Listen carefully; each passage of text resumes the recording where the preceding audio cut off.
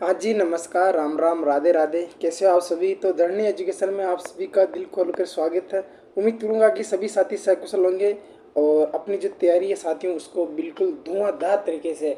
और जितनी भी बहनें मेरे क्लास में जुड़ती है उन सभी बहनों को राम राम, राधे राधे, जय श्री कृष्णा। कैसे हो आप सभी?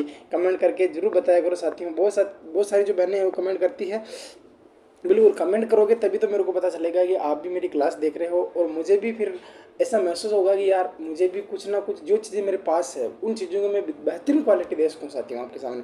साथियों मैं आपके सामने अभी तो केवल अपने प्रश्नोत्तरी चल रही है। 7 दिन का मैंने वादा किया था साथियों आपको, और इसके अंदर मैं आपको शब्द युग्म का आपके मैं ये लेके आ रहा हूँ साथियों। बिल्कुल आपने तो कमेंट नहीं किया था, लेकिन मैं बता देता हूँ आपको। शब्द युग्म का मैं आपके सामने एक वीडियो लेके आऊँगा। लगभग वो आपके जो वीडियो होगा साथियों आपके 1.5 घंटे से या आपका 2 घंटे तक का बीच का होगा, यानी कि 1.5 या 2 घंटे तक का वीडियो होगा। और बाद में चर्चा कर लेंगे। लेकिन अभी जो कुछ प्रश्न लेके आए हैं साथियों, इनको बिल्कुल बेहतरीन तरीके से उत्तर दीजिए और अपना आकलन कीजिए कि अपना जो लेवल है वो लेवल कहाँ तक है।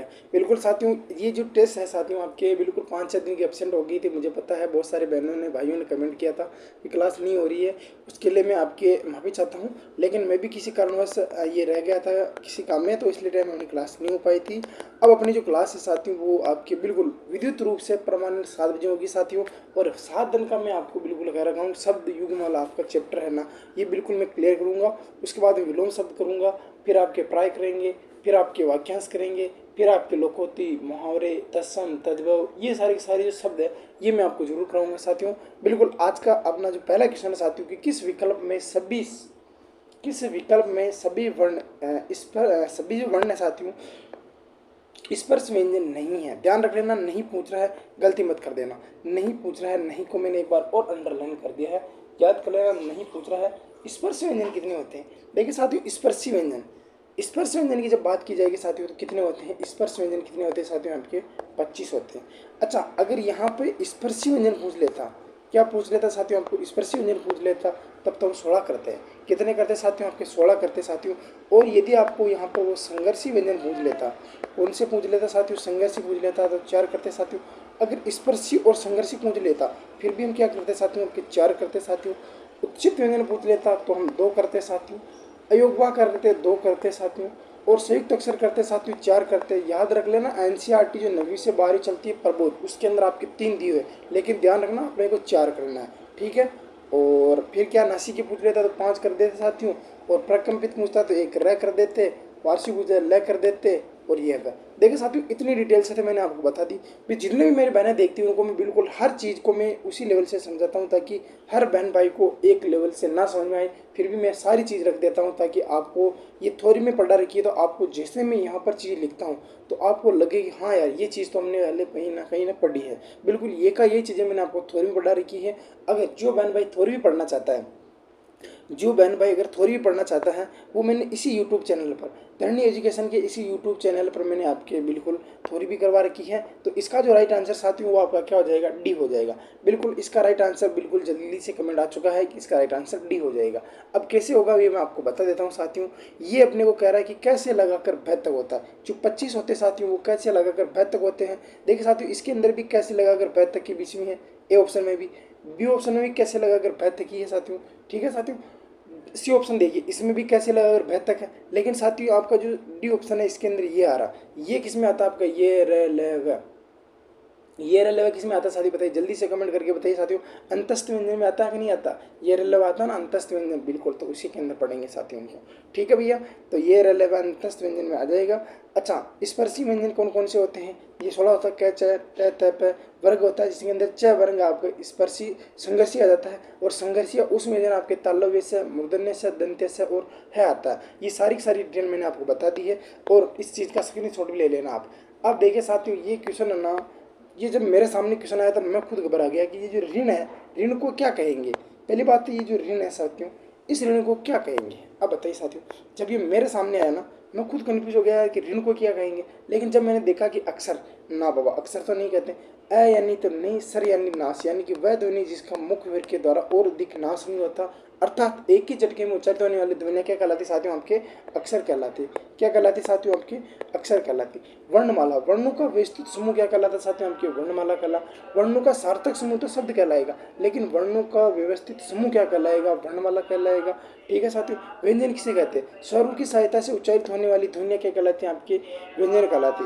अर्थात स्वतंत्र रूप से उच्चारित होने वाली ध्वनियाँ, अर्थात वाद्य यंत्र के द्वारा छोड़ी जाने वाली हवा बिना किसी उच्चारण अवयव को स्पर्श किए बिना बाहर निकल जाती है साथियों, वो क्या कहलाती है साथियों? आपके स्वर कहलाती है। तो अर्थात ऋण भी क्या है साथियों? आपके देखिए ऋण का जो उच्चारण है साथियों, ऋण ऋण, ये तो साथियों व्यंजन है, लेकिन लिखते समय क्या है साथियों? आपका ये बिल्कुल स्वर है। तो कौन सा राइट आंसर हो जाएगा साथियों? इसका डी, इसका राइट आंसर हो जाएगा। अक्षर किसे कहते हैं? वर्णमाला किसे कहते हैं? व्यंजन किसे कहते हैं? स्वर किसे कहते हैं? ये भी मैंने आपको बता दी। अच्छा, ये कोई बता सकता है कि स्वरों का उच्चारण मैंने कितने प्रकार से किया? कमेंट करके ये बता सकता है क्या कि मैंने व्यंजनों का जो वर्गीकरण है वो कितने प्रकार से किया था? नेक्स्ट क्वेश्चन का आंसर दीजिए साथियों। ये कह रहा है कि जो निरोग शब्द है, एक नीचे रहेगा साथियों, ये कह रहा है कि जो निरोग शब्द है साथियों, इसके अंदर आपके संधि कौन सी है? अब साथियों अगर आप ये बता दोगे मुझे तो ऐसा लगेगा वाकई में आपने बहुत ही अच्छी मेहनत की है साथियों। और साथियों यदि मैंने आपको ये नियम लिखा है कि यदि लघु ई या लघु ई हो, बाद में कोई र हो, बाद में कोई र वर्ण आ जाए, तो लघु ई का दीर्घ ई हो जाता है, लघु ऊ का दीर्घ ऊ हो जाता है। क्या ये नियम वही है क्या? जल्दी से कमेंट कर दीजिए साथियों, जल्दी से कमेंट कर दीजिए साथियों।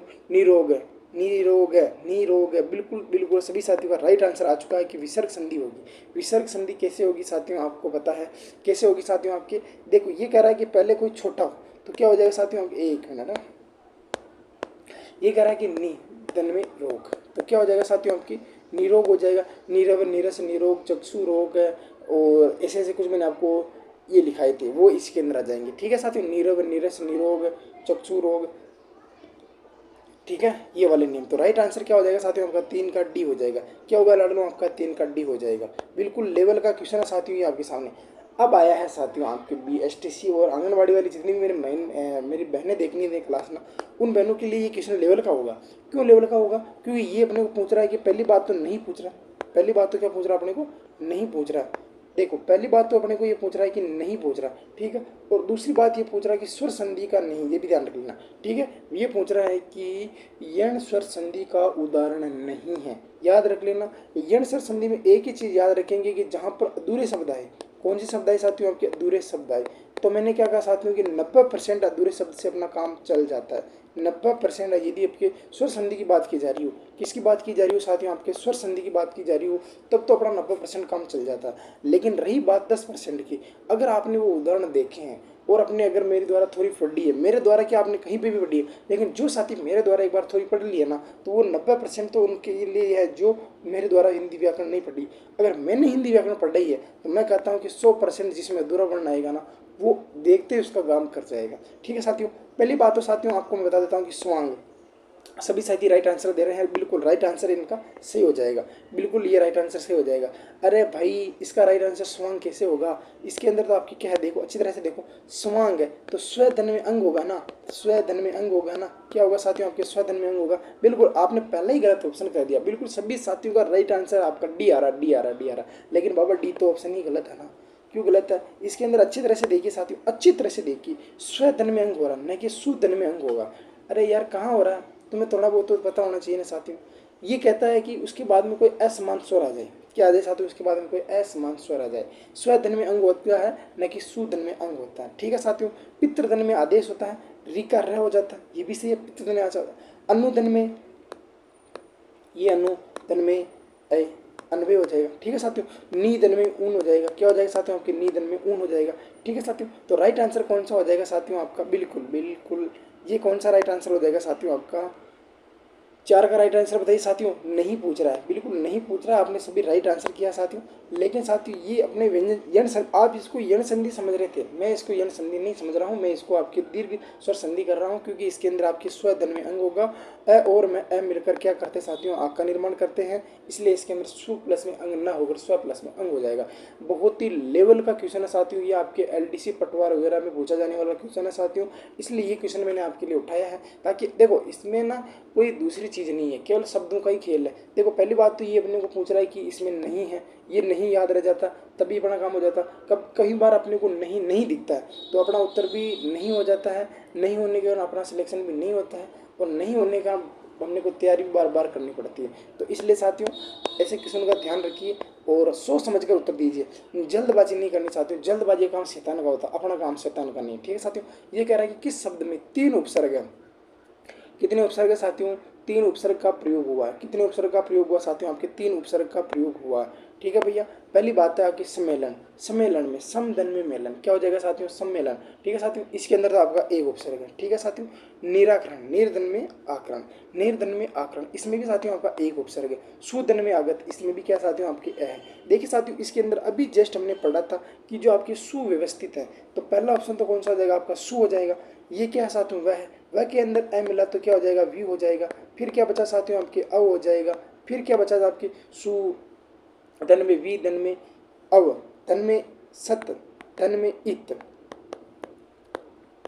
ठीक है साथियों, तो कितने उपसर्ग हो गए साथियों इसके अंदर, एक ही साथियों 1 2 3 4, ये आपका इत इसके अंदर आपका प्रत्यय है। बाकी इसके अंदर आपके 4 है, 3 भी नहीं साथियों, कितनी है, सत इसके अंदर आपका मूल शब्द है, सॉरी। और एक बात मैं आपको वापस बताता हूँ, ये सत जो साथियों का मूल शब्द है, इसके अंदर ये 3 क्या है साथियों, उपसर्ग है, और ये आपका प्रत्यय है। ठीक है, तो आपका ए ऑप्शन आपका राइट हो जाएगा बिल्कुल। ये क्वेश्चन भी आपका लेवल का है साथियों, आरजेएस में पूछा गया क्वेश्चन है। कौन सा क्वेश्चन है साथियों, आपके आरजेएस जो वकील होते हैं साथियों, उनके अंदर पूछा गया क्वेश्चन। आपकी बीएसटीसी और आपके महिला परीक्षा वाली जो बहनें ये क्वेश्चन हल कर पा रही है ना, तो समझ लीजिए आपकी तैयारी बहुत ही धुआंधार है साथियों। और बस अगर आपके पास समय है, मैं ये नहीं कह रहा कि आप अगर मेरी वीडियो देखोगे तो मुझे फायदा होगा, ये होगा, नहीं। फायदा होगा ना, तब भी मेरे अभी तक 25-30 हज़ार रुपये इस यूट्यूब के ऊपर लग चुके हैं, और 25-30 हज़ार रुपये यूट्यूब ने मेरे को अभी तक नहीं दिया। अभी यूट्यूब ने मेरे को 25-30 हज़ार रुपये नहीं दिया है। केवल आप तो ना अपना कॉन्सेप्ट क्लियर कीजिएगा और बड़ी बड़ी कोचिंग संस्थानों के पीछे मत भागिएगा। रही बात आपके, सबसे बड़ी बात जरूरी है जो कंटेंट और क्वालिटी है, आप बस उसका मिलान कीजिए कि बंदे ने क्या पढ़ाया, किस लेवल तक पढ़ाया, कैसा समझाया, है ना। हर टॉपिक है मेरे लगभग देखिए 3-4 घंटे हैं। जितना भी देखो संधि समास के तो मैंने आपको बहुत ज़्यादा डिटेल से पढ़ा है। संधि समास उपसर्ग करते, संज्ञा, सर्वनाम, विशेषण, क्रिया। देखो क्रिया क्रिया मैंने आपकी लगभग 8 दिन तक पढ़ाई है, एक भी क्वेश्चन क्रिया से बाहर नहीं जाएगा, ये बात दावा कर रहा हूँ मैं। और जितने भी साथी बीएसटीसी के हैं मेरे साथ जुड़े हैं, आप पेपर हॉल में जाओगे ना, आपने जिसने अगर मेरे नोट्स सुनाई है, मैं दावा करता हूँ कि आपका एक भी क्वेश्चन आपका थोड़ी वाली से गलत नहीं होगा साथियों। और मैं अब बहुत जल्द आपके लिए शब्द युग वाला टॉपिक लेके आ रहा हूँ। शब्द युग में है वाक्यांश है, विलोम है, प्राय है, निकार्ती निकार्ती, ये शब्द वाला मैं आपके सामने लेके आ रहा हूँ। शब्द शुद्धि, वाक्य शुद्धि, मैं आपको 2.5 से शब्द शुद्धि वाक्य शुद्धि करवा दूंगा। फिर कहाँ से जाएगा रे आपका, बिल्कुल बिल्कुल। इसलिए तो 6 का राइट आंसर जल्दी से बता दीजिए साथियों, क्या होगा। बिल्कुल 6 का राइट आंसर बता दीजिए क्या होगा, कि किस शब्द में उपसर्ग का प्रयोग नहीं हुआ, आदन में जन्म होता। देखिए साथियों आधुनिक, इसके अंदर बताइए साथियों कि अधुना प्लस में इक होगा, अधुन प्लस में इक होगा। आप कमेंट करके बताइए साथियों, ये चीज़ मैंने आपको पहला बता रखी है कि इसका राइट आंसर क्या होगा। एक बार इसको मैं पूरे को मिटा देता हूँ ना। देखिए साथियों आपका लेवल का क्वेश्चन है साथियों, ये अपने को पूछ रहा है कि जो अधुना धन में इक होगा, देखो ये है ना, इसके अंदर आपका इक प्रत्यय क्या है साथियों, इसके अंदर आपका इक प्रत्यय है साथियों। और ये देखो आदन में वेदन है, आदन में लोचना है, आदन में जन्म है। ठीक है साथियों, लेकिन इसके अंदर क्या है साथियों, आपका इक प्रत्यय है, और अपने को पूछ रहा है कि उपसर्ग नहीं है, तो क्या है साथियों आपका इक प्रत्यय हो जाएगा। लेकिन लाडलो आप कमेंट करके बताना कि अधुना धन में इक होता है या फिर साथियों आपके आदुन होता है। अब देखिए साथियों, अब पता चलेगा कि आपकी तैयारी का लेवल क्या है, या तो अधुना होता है या आपके अधुन होता है। देखिए जितनी भी बहनें, भाई कोई कमेंट करे दिक्कत नहीं है, लेकिन मैं लास्ट में स्कोर पूछा हूँ तो अधिकतर बहनों का कमेंट आता है। तो बहनों आप मेरे को ये बताना कि अधुना होता है या अधुन होता है। ये चीज़ मैंने आपको प्रत्यय में पढ़ा रखी है। आप प्रत्यय का वीडियो देखोगे ना, तीसरा वाला वीडियो, उसके अंदर आपको 100% मिल जाएगी। और नियम वाली वीडियो में मैंने चौथा जो नियम है उसके अंदर आपको ये प्रत्यय वाला नियम है, उसके अंदर आपको 100% मिल जाएगा। ठीक है, तो इसका राइट आंसर आपका बी हो जाएगा। ये कह रहा है कि निवारण शब्द में प्रयुक्त उपसर्ग है। निवारण जो शब्द है साथियों, इसके अंदर आपको बताना है कि जो उपसर्ग है ये कौन सा है साथियों। बहुत ही लेवल का क्वेश्चन हो जाएगा साथियों, ये भी आपके सामने। जो निवारण शब्द है, इसमें शब्द में उपयुक्त आपके क्या है बोलते हैं इसको, उपसर्ग है। बताइए साथियों कि जो निवारण शब्द में प्रयुक्त उपसर्ग कौन सा है साथियों, बताइए। नी दन में वारण, बिल्कुल छोटा सा है साथियों आपके। नी है दन में वारण नहीं होगा, नीवा नहीं होगा, निव नहीं होगा, तो बचा कौन सा साथियों आपके, ए बचा है। कौन सा बच गया रे साथियों आपका, ए बच गया। कौन सा बच गया लाडनू, ए बच गया। तो ए का आंसर आपका, राइट आंसर आपका ए हो जाएगा। ठीक है साथियों, नी दन में वारण हो जाएगा। ठीक है, नी इसके अंदर उपसर्ग है, वारण इसके अंदर आपका मूल शब्द है। अगले का उत्तर दीजिए जल्दी से। घबराहट शब्द में कौन सा प्रत्यय है, घबराहट है। बिल्कुल साथियों आपको घबराहट तो होगी होगी, क्योंकि अच्छा जो पढ़ने वाला होता है साथियों, उसको हमेशा एक घबराहट रहती है कि यार मेरे को तो याद ही नहीं हो रहा। हालांकि देखिए साथियों, प्रश्न हल करने से ही आपकी घबराहट है ना दूर होगी। लेकिन साथियों, अच्छी तैयारी करने से पहले आपको अच्छी थ्योरी पढ़नी पड़ती है। अगर थ्योरी आपने अच्छी नहीं पढ़ी है, थ्योरी अगर साथियों आपने अच्छी नहीं पढ़ी है, तो फिर आपका साथियों ऑप्शन, आपकी ये जो ऑप्शन वाले क्वेश्चन है साथियों, ये कभी हल नहीं होंगे। ध्यान रख लेना, सबसे पहली अच्छी चीज़ जरूरी होती है कि अच्छे से थ्योरी पढ़े। थ्योरी पढ़ने के साथ उसको बार बार रिवाइज करें, बार बार रिवाइज करें, बार बार रिवाइज करें, और आंखें बंद करके उसका इतना रिवाइज करें कि आपको लगे कि हाँ यार वाकई में मैंने पढ़ा है। घबरादन में आहट हो जाएगा। क्या हो जाएगा साथियों आपके, घबरादन में आहट हो जाएगा। तो राइट आंसर क्या हो जाएगा साथियों, बी हो जाएगा। बिल्कुल जल्दी जल्दी अभी कमेंट कीजिए साथियों। बिल्कुल बिल्कुल आपका 8 का बी हो जाएगा। नेक्स्ट क्वेश्चन सामने है साथियों आपके सामने कि ढक्कन शब्द में प्रत्यय है। बिल्कुल बिल्कुल ढकना ढकना ढकना, बिल्कुल क्या है साथियों आपके, ढकना जो क्रिया है साथियों, इसके अंदर यदि अन प्रत्यय लगाते, कौन सा प्रत्यय लगाते साथियों, आप अन प्रत्यय लगाते हैं। ढकना क्रिया है साथियों, इसके अंदर अन प्रत्यय लगाने से आपका कौन सा बन जाता है साथियों, आपके ढक्कन बन जाता है। तो राइट आंसर नो का क्या हो जाएगा, ए हो जाएगा। नो का ए आंसर हो जाएगा। क्या होगा लाडू, नो का तो ए आंसर हो जाएगा। ठीक है भैया, नो का ए आंसर हो जाएगा। अगले क्वेश्चन का आंसर दीजिएगा, दिन भर में कौन सा समास है साथी, कि वो तो दिन भर रोते फिरता है, कि वो तो दिन भर रोते फिरता है, मैं उसको किस समास में रखूं, बताओ भैया बताओ। क्या ऑप्शन ए, क्या ऑप्शन ए कर्मधारय समास में रख दूं, ना बाबा ना। इसके अंदर तो विशेषण विशेष उपमेय उपमान वाले शब्द आते हैं। बिल्कुल जी बिल्कुल आते हैं साथियों। तत्पुरुष समास को तो हमने 6 प्रकार से पढ़ा था। अरे भैया 6 प्रकार से नहीं, 5 प्रकार से पढ़ा था। कौन कौन से साथियों आपके, ने तत्पुरुष, लुप्त तत्पुरुष, लुप्त कारक तत्पुरुष समास, और साथियों आपके उत्पत्त तत्पुरुष समास, और आपके अलुप्त तत्पुरुष समास। जब हमने लुप्त पद कारक चिन्ह पढ़ा था, उसके अंदर हमने 6 पढ़े थे। कर्ता और संबोधन को छोड़कर पढ़ा था। ठीक है साथियों, और क्या मैं अविभाव समास कर दूं, अविभाव समास की तो आपको 4 बात याद होगी ना, कि प्रथम पद उपसर्ग, प्रथम पद, या ऐसे ले लो, प्रथम पद प्रधान, प्रथम पद अव्यय, उपसर्ग युक्त शब्द, पुनरावृत्ति वाले शब्द, और याद रख लो तो आपका कल्याण हो जाएगा कि यथा प्रति बाबस बे बिला यावत तावत वाले शब्द भी आपके अव्ययभाव समास में ही आते हैं।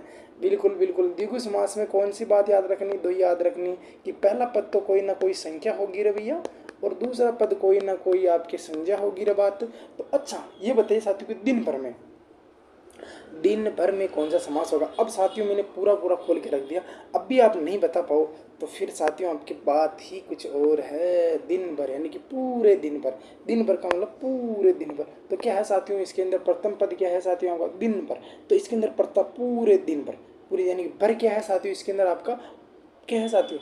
अच्छा बर कौन सा साथियों ये बताइए साथियों, इसके अंदर उपसर्ग है, प्रत्यय है, पुनरावृत्ति वाला शब्द है, कौन सा शब्द है साथियों इसके अंदर, अव्यय शब्द है जो कभी खर्च ना होता। ठीक है साथियों, तो राइट आंसर आपका 10 का सी हो जाएगा। अगले का उत्तर दीजिए कि कौन सा शब्द कर्मधारय समास का उदाहरण नहीं है, कर्मधारय समास का उदाहरण नहीं है। अभी जस्ट मैंने आपको बात कही है कि आपको 2 ही बात याद रखनी है, कि प्रथम पद यदि आपके विशेषण है तो दूसरा पद आपका विशेष्य होगा। यदि दूसरा पद विशेष्य, देखो दूसरा पद तो प्रधान होता है, अच्छी बात है, लेकिन यदि प्रथम विशेषण है तो दूसरा विशेष्य होगा, यदि दूसरा विशेष्य है तो दूसरा विशेषण होगा, यदि उपमान है तो उपमेय होगा, उपमेय है तो उपमान होगा। ये बात मैंने आपको बताई थी साथियों। आपके आत्ममग्न, आत्ममग्न, आत्ममग्न, सदाचार, शुभावसर, तीव्र वेग। वेग कैसा साथियों आपके, तीव्र, यानी कि वेग की विशेषता बताई जा रही है कि वेग कैसा तीव्र वेग है। शुभ अवसर, अवसर कैसा साथियों आपके, शुभ है, बिल्कुल सही बात है। सदाचार, आचार कैसा साथियों आपके, अच्छा है। आत्ममग्न, आत्म में मग्न, आत्म में मग्न, में किस में आता है साथियों आपके, तत्पुरुष समास में आता है। तो 11 का राइट आंसर क्या हो जाएगा साथियों आपका, डी हो जाएगा। 11 का राइट आंसर बिल्कुल बिल्कुल 11 का राइट आंसर डी हो जाएगा। 11 का जो राइट आंसर है साथियों वो क्या हो जाएगा साथियों आपका, डी हो जाएगा। इन तीनों के अंदर तो आपका बिल्कुल कर्मधारय समास है, लेकिन डी के अंदर आपका तत्पुरुष समास, इसके अंदर तो आपका कर्मधारय समास है, यानी कि वे की विशेषता बता रही, अवसर की विशेषता बता रहा, आचार की विशेषता बता रहा, लेकिन आत्म में मगन, आत्म में मगन होता है। आत्म में मगन तो किस हो जाएगा साथियों, तत्पुरुष समास हो जाएगा। कौन सा होगा साथियों, तत्पुरुष समास होगा। और हाँ अब देखिए जितने भी साथी अपने चैनल में जुड़े हुए हैं सभी साथी चैनल को एक बार सब्सक्राइब जरूर कर दीजिएगा। जितनी भी मेरी बहनें हैं वो क्लास को शेयर और सब्सक्राइब जरूर कीजिएगा और बताइए कि ये क्लास आपको कैसी लग रही है। बिल्कुल बिल्कुल, और आपकी तैयारी कैसी है ये भी जरूर कमेंट करके बताइएगा साथियों। एक बार सभी साथी क्लास को जरूर शेयर कर दीजिएगा साथियों, क्योंकि इस क्लास को लेकर आने के लिए मुझे बहुत ज़्यादा मेहनत करनी पड़ती है। मेरी पर्सनल तैयारी को भी साइड में रखना पड़ता है आपके लिए, क्योंकि आपका जो प्यार और स्नेह साथियों इसी तरह बना रहे। बिल्कुल बिल्कुल साथियों, देखिए साथियों मैं इससे लखपति नहीं हूँगा, लेकिन केवल एक ये मेरी जो अच्छा काम है कि यार जो बंदा हिंदी व्याकरण को लेकर अगर टेंशन में है उसका काम तो बन ही जाए। ठीक है, ये कह रहा है कि सूर्य का पर्यायवाची है, सूर्य का पर्यायवाची है। अच्छा, सूर्य का पर्यायवाची कौन सा है साथियों? अंशु, प्रकाश, सविता, रश्मि। देखिए साथियों रश्मि तो किरण का होता है। अच्छा, प्रकाश, प्रकाश तो उजाला का होता है। अंशु, अंशु यानी क्या होता है साथियों की 12, 12 का राइट आंसर क्या हो जाएगा साथियों आपका? बिल्कुल, सूर्य का पर्यायवाची शब्द कौन सा है? सविता। सूर्य का पर्यायवाची अंशु, अंशु किरण का हो जाएगा, प्रकाश अलग हो जाएगा, सविता रश्मि किरण का हो जाएगा। ये साथियों आपका सी ऑप्शन है सूर्य, सूर्य का सविता हो जाएगा। क्या हो जाएगा साथियों आपके 12 का सी हो जाएगा। नेक्स्ट क्वेश्चन का उत्तर दीजिए जल्दी से कि ये कह रहा है साथियों कि इनमें से कौन सा शब्द अर्थ की दृष्टि से द्विज का संबंध नहीं है। द्विज का संबंध मतलब कि साथियों दो बार जन्म लेने का मतलब होता है। द्विज का एक ही संबंध समझिए साथियों कि जो दो बार जन्म लेता है साथियों, अच्छे से बता देता हूँ साथियों। द्विज का मतलब होता है साथियों कि जो दो बार जन्म लेता है साथियों, दो बार जन्म लेता है साथियों, उसके अर्थ में ये अपने को पूछ रहा है, तो अपने को उसका अर्थ ही बताना है कि जो द्विज है साथियों इसका अर्थ क्या होता है। जल्दी से मैं आपको बता देता हूँ, द्विज नहीं है, ध्यान रख लेना। देखिए साथियों पक्षी, पक्षी दो बार जन्म कैसे लेता है साथियों? एक बार तो अंडे से जन्म लेता है और एक अपनी माँ के गर्भ से जन्म लेता है, तो दो बार हो गए साथियों। दूध, एक बार तो साथियों उन्हें दूध के दांत होते हैं, दूध के दांत जैसे ही पड़ते हैं दूसरे दांत आ जाते हैं, सही बात है। ब्राह्मण होता है, ब्राह्मण को भी दो बार जन्म लेने वाला अधिकार बताएगा साथियों, लेकिन भास्कर नहीं बाबा, भास्कर को अपन क्या द्विज नहीं कर सकते साथियों। तो राइट आंसर क्या हो जाएगा साथियों? इसका राइट आंसर आपका सी हो जाएगा। राइट आंसर क्या होगा साथियों आपका? 13 का सी हो जाएगा। नेक्स्ट क्वेश्चन का उत्तर दीजिए जल्दी से कि मोर, सांप, बादल, ये बदल नहीं साथियों पर बादल है, निम्न में से किसके अर्थ हैं? बिल्कुल साथियों बहुत ही लेवल का क्वेश्चन है साथियों। यहाँ पर आपका बादल है, ठीक है, यहाँ पर मैं लिख देता हूँ इसको, बादल पूछा है, सांप पूछा है और साथियों आपका मोर पूछा है। बताइए साथियों ये किसके पर्यायवाची है? चौगदा का जल्दी से बता दी साथियों। बिल्कुल ये तो जल्दी से सभी सारे बता देंगे, क्योंकि सारंग, एक दिन मैंने आपको सारंग के सारे बताए थे साथियों, और आपको कल मैं सारंग के सारे और एक बार बता दूंगा। ठीक है साथियों, क्योंकि अभी अपन ने उस जगह ज़्यादा टाइम ले लिया साथियों। ये केवल आपके बादल है, सांप है, सारंग है, अरी है, ये सारे इसी में आ जाएंगे। बताइए साथियों कि किसमें विलोम युग्म है? अच्छा साथियों मैं आपको केवल विलोम युग्म बताऊंगा, आपको जो गलत है साथियों उनका कौन सा सही होगा ये आपको बताना है।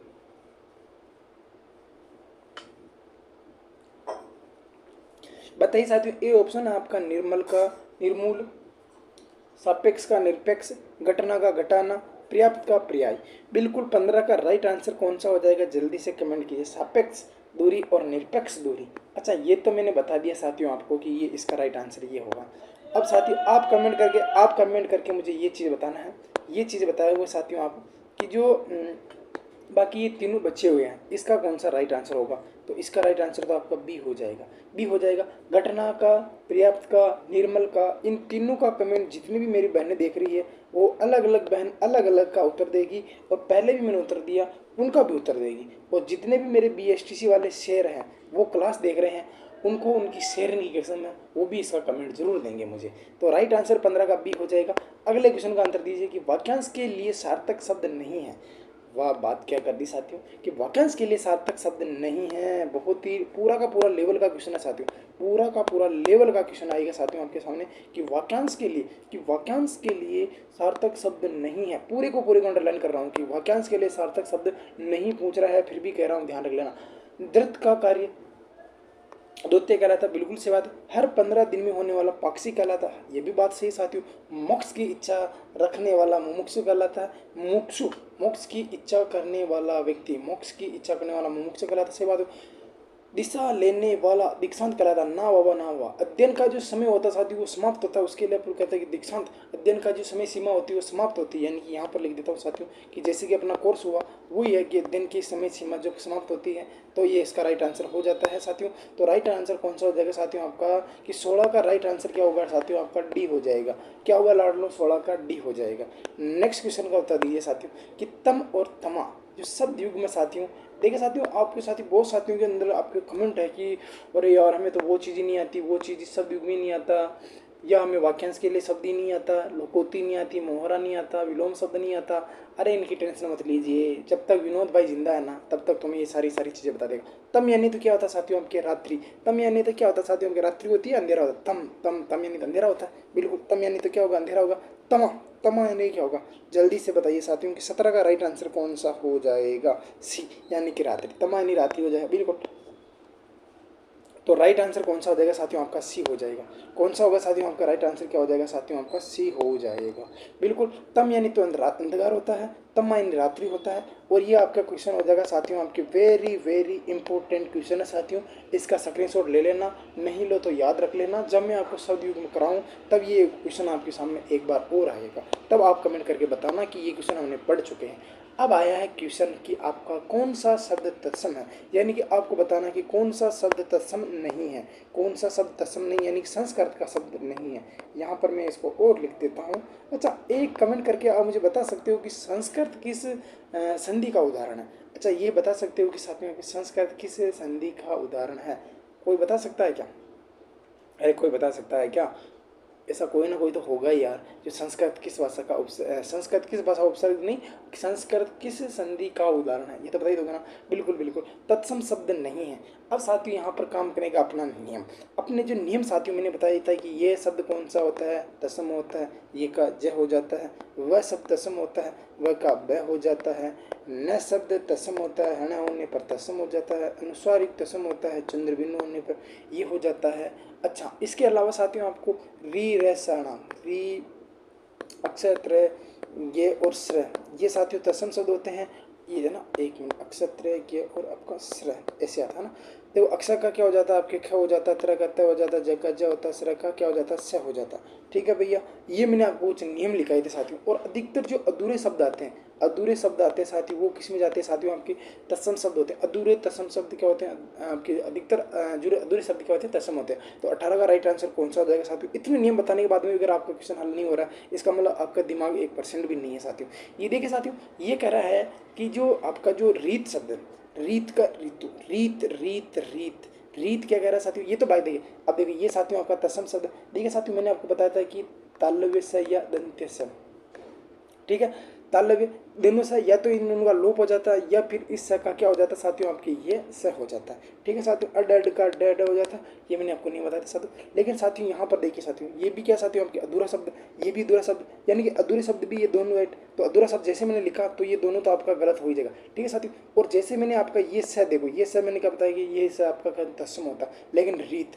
रीत तो आपका बिल्कुल राइट आंसर हो जाएगा। तो राइट आंसर कौन सा हो जाएगा साथियों, आपका डी हो जाएगा। ठीक है साथियों। अच्छा, कमेंट करके इन चारों का आंसर आप बताओगे कि तत्सम है जिसका तद्भव क्या होगा, और जो शब्द तत्सम है उसका तद्भव क्या होगा। ठीक है भैया, आगे बढ़ते बात करते हैं कि झूठा विश्वास, सॉरी, झूठा आदमी विश्वास के योग्य या विश्वास के योग्य नहीं होता, क्या लिख रखा है इसमें, झूठा आदमी विश्वास के योग्य नहीं होता। ठीक है साथियों, विश्वास के योग्य नहीं होता। ठीक है, विश्वास के योग्य नहीं होता, झूठा आदमी विश्वास के योग्य नहीं होता है। इस वाक्य में विश्वास है, बताइए साथियों कि अकर्मक है, या जातिवाचक संज्ञा है, या गुणवाचक विशेषण है, या भाववाचक विशेषण है। साथियों ये क्वेश्चन है ना, आरएस का क्वेश्चन है। अगर जो भाई कर पाएगा ना, मैं मान जाऊंगा कि वाकई में उसका लेवल है ना बहुत ही स्टैंडर्ड का है। लेवल से कुछ नहीं फर्क पड़ता साथियों, केवल उसकी पकड़ मजबूत है। ये अपने को पूछ रहा है कि विश्वास क्या है, विश्वास तो भाव है रे भाई, हैं, मैं आप पर विश्वास करता हूँ, मुझे आपसे लगाव, मैं आपसे प्यार करता हूँ, अब मैं आपसे स्नेह करता हूँ। ये मैंने नहीं बताया, गरीबी, अरे गरीबी, अमीरी, बुढ़ापा, जवानी, प्रेम, प्यार, स्नेह, वात्सल्य, प्रेम, करुणा, प्रार्थना, ये सारी क्या चीज़ बताई साथियों, मैंने आपको भाववाचक संज्ञा बताई। तो राइट आंसर क्या हो जाएगा साथियों आपका 19 का राइट आंसर क्या हो जाएगा, जल्दी से डी हो जाएगा। क्या होगा 19 का राइट आंसर क्या होगा साथियों, आपका डी हो जाएगा। साथियों आपकी पकड़ मजबूत होनी चाहिए, आपका कॉन्सेप्ट क्लियर हुआ कि नहीं हुआ, आपने जो चीज़ पढ़ी है अगर उस चीज़ को आपने अच्छे से समझा है तब तो आप उस चीज़ पर बिल्कुल बाजी खेल जाओगे, और नहीं तो साथियों उसमें आप गोची खा जाओगे। गोची खाने का मतलब होता है साथियों आपके वहाँ पर आप चुगड़ जाओगे। ठीक है, ये कह रहा है कि निम्न में से कौन सा मध्यम पुरुष, यानी कि मध्यम पुरुष जो आपके पुरुषवाचक सर्वनाम में होता है उसकी बात कर रहा है कि उदाहरण नहीं है। क्या कह रहा है साथियों कि उनका उदाहरण नहीं है। देखिए साथियों, मध्यम पुरुष में हम पढ़ते थे मैं, मुझे, मेरा, मुझको, हम, हमें, हमारा, हमको, ये तो उत्तम प्रश्न पढ़ते हैं, यह, वह, ये, वे। इसमें किस में पढ़ते साथियों, अन्य पुरुष में पढ़ते। ठीक है साथियों, हम, हमें, हमारा, हमको, तुम, तुम्हें, तुम्हारा, तुमको। ठीक है साथियों, ये उसके अंदर पढ़ते साथियों। लेकिन एक बात बताइए साथियों, कहाँ पर मैंने आपको बताया था कि देखो, मैं, मुझे, मेरा, मुझको, हम, हमें, हमारा, हमको, तू, तुझे, तेरा, तुझको, तुम्हें, तुम्हारा, तुमको, तुमको। ठीक है साथियों। अच्छा, ये कह रहा है कि मध्यम पुरुष का प्रयोग इसमें नहीं होता है। ठीक है साथियों। आप शब्द का भी होता है, बिल्कुल होता है साथियों। लेकिन साथियों, आप शब्द का होता है, तुम, तुम्हें, तुम्हारा का होता है, लेकिन ना बाबा, वह शब्द का प्रयोग नहीं होता। अच्छा, वह शब्द का प्रयोग सर्वनाम के साथ मैंने कितनी जगह बताया था साथियों? अच्छा, 3 जगह बताया था कि 4 जगह बताया था? 3 जगह को इस चीज़ का बताया था, 4 जगह किस चीज़ का बताया था, ये बताओगे। और वह शब्द का इन दोनों में से एक जगह है, और आप शब्द का भी इन दोनों में से एक का ही उदाहरण है। अच्छा, अब ये तो कमेंट करके बता ही दोगे ना आप कि 19-20 का तो राइट आंसर ए हो गया ना, कि तू, तुझे, तेरा, तुझको, तुम, तुम्हें, तुम्हें, तुम्हारा, आप, हम, हमें, हमारा, हमको, मुझे, मुझे, हमारा, हमको। ये सारी सारे आपके उत्तम पुरुष के। ठीक है। अब कौन सा वह? अच्छा, वह शब्द का प्रयोग कहाँ होता है साथियों, ये आप मुझे कमेंट में बताओगे। ये चीज़ मैंने बता दी। मेरी बहनें जितनी भी क्लास देख रही है वो इसका आंसर दे पाएगी, बाकी बच्चों की बस की बात नहीं। कि किस वाक्य में, सॉरी, किस क्रम में गुणवाचक विशेषण, यानी कि वे शब्द जो किसी रंग, रूप, अवस्था, गंध, स्पर्श आदि के द्वारा उसकी विशेषता का बोध कराते हैं, वे संज्ञा या सर्वनाम शब्द जो किसी रंग, रूप, गंध, स्पर्श, भाव, आकार, स्वभाव के द्वारा उस क्रिया की या उस शब्द की विशेषता का बोध कराते हैं, वो आपके गुणवाचक विशेषण कहलाते हैं साथियों। अच्छा बताइए साथियों कि उस वृक्ष को मत काटो। 21 का राइट आंसर बताना पहली बात हो। ठीक है साथियों। उस वृक्ष को मत काटो, किसको मत काटो साथियों? उस वृक्ष को मत काटो। तो उस वृक्ष को मत काटो, ये तो सार्वनामिक विशेषण हो गया। अच्छा, किसको मत काटो? उस वृक्ष को मत काटो, उसको मत काटो, उसको मत काटो, उस, ये तो सार्वनामिक विशेषण है भैया। अच्छा, बिल्कुल। यानी कि वह शब्द, ये जो वृक्ष साथियों, देखो, ये उस शब्द का प्रयोग उस संज्ञा से पहले आता है जिस संज्ञा के उसका प्रयोग किया जा रहा है, अर्थात उससे तुरंत पहले आकर उस संज्ञा का बोध करा देते सर। उसके पास एक पुस्तक है। ये क्या है? उसके पास एक पुस्तक है। मान लीजिए साथियों, करनी है यहाँ पर एक पुस्तक है, तो ये संख्यावाचक विशेषण हो जाएगा। उसने 5 मीटर कपड़ा खरीदा। उसने कितने मीटर का कपड़ा खरीदा साथियों? आपके 5 मीटर कपड़ा खरीदा साथियों। कितना कपड़ा खरीदा साथियों? आपके 5 मीटर का कपड़ा खरीदा। तो ये आपकी परिमाणवाचक विशेषण हो जाएगा। बच्चों की त्वचा कैसी होती है साथियों? मुलायम होती है। ये क्या है साथियों? मुलायम क्या है साथियों? आपका गुणी तो है। तो राइट आंसर 21 का क्या हो जाएगा? ए हो जाएगा। अगली बात करते हैं कि किस क्रम में अनिश्चयवाचक सार्वनामिक विशेषण नहीं है। अनिश्चयवाचक सार्वनामिक विशेषण नहीं है। मुझे कोई पुस्तक दे दीजिए। ए ऑप्शन बताइए साथियों, कौन सा सही होगा इसका? कि अनिश्चयवाचक सार्वनामिक विशेषण नहीं है। कि मुझे कोई पुस्तक दे दीजिए, किसी ने मुझे धमकाया है, किसी ने मुझे धमकाया है, वह बहुत समझदार है, दाल में कुछ काला है, दाल में कुछ काला है। जल्दी से बताइए साथियों, इसका राइट आंसर कौन सा होगा? जल्दी से साथी कमेंट करके बताइए कि इसका राइट आंसर कौन सा होगा। 22 का राइट आंसर आपका सभी साथियों का सी आ रहा है। बिल्कुल बिल्कुल। किसी ने मुझे धमकाया है, इसके अंदर आपके अनिश्चय सार्वनामिक विशेषण नहीं होगा। बाकी ये सारी के सारी के अंदर आपका अनिश्चयवाचक। दाल में कुछ काला, दाल में कुछ काला कोई ना, वह बहुत समझदार है। बिल्कुल, वह बहुत समझदार है साथियों। कौन समझदार है? वह, बिल्कुल। और मुझे कोई पुस्तक दे दीजिए, मुझे कोई, यानी कि अनिश्चय का बोध कर रहा है। बिल्कुल बिल्कुल। यानी कि अनिश्चय भी हो और सार्वनामिक विशेषण भी हो, ये दोनों चीज़ बात कर रहा है। वो पूछ रहा है कि अनिश्चय और सार्वनामिक विशेषण नहीं है। याद रख लेना, उसके अंदर अनिश्चय भी हो तो अनिश्चित कोई आ गया, कुछ आ गया तो राइट हो गया। सार्वनामिक, वह बहुत समझदार है, वह बहुत समझदार है, वह किसका बोध करा साथियों? आपके सार्वनामिक का बोध करा रहा है। इसलिए इसका राइट आंसर आपका बी होगा। आपको अटपटा सा लग रहा होगा, लेकिन अब मैं बता दिया हूँ कि अनिश्चय में कोई कुछ पढ़ते हैं। बिल्कुल। आगे देखिए साथियों, आगे देखिए साथियों कि निम्नलिखित में से सकर्मक क्रिया वाले वाक्य का चयन कीजिए। साथियों, सकर्मक क्रिया के वाक्य का चयन करना है। जब किसी वाक्य में क्रियाक्रम के साथ प्रयुक्त होती है तो उसे सकर्मक क्रिया कहते हैं। हाँ जी, बिल्कुल कहते हैं साथियों, उनको बिल्कुल कहते हैं। कि निम्नलिखित में से सकर्मक क्रिया जिस करने वाले का उदाहरण कैसे? राधा अभी जयपुर होकर आई। कहाँ होकर आई साथियों? जयपुर होकर आई। कौन होकर आई? राधा होकर आई। कहाँ से होकर आई? जयपुर होकर आई। बंदर केला खाता है। क्या खाता है साथियों? केला खाता है। सांप रेंगता है। कौन रेंगता है साथियों? आपके सांप रेंगता है। कौन रेंगता है? बंदर केला खाता है। कौन रेंगता है? सांप रेंगता है। अब मैं क्या करूं? ये तो प्रश्नवाचक हो गया। अरे बाबा, तो कौन सा राइट आंसर हो जाएगा साथियों? कि बंदर केला खाता है। क्या खाता है साथियों? केला खाता है। कौन खाता है साथियों? बंदर खाता है। कौन खाता है साथियों? आपके केला खाता है। केला बंदर खाएगा। बंदर खाएगा साथियों। बंदर मामा खाएगा। तो तेरा इसका राइट आंसर आपका बी हो जाएगा। राधा अभी जयपुर होकर आई है। ठीक है साथियों। तो इसमें आपकी आक्रमक क्रिया।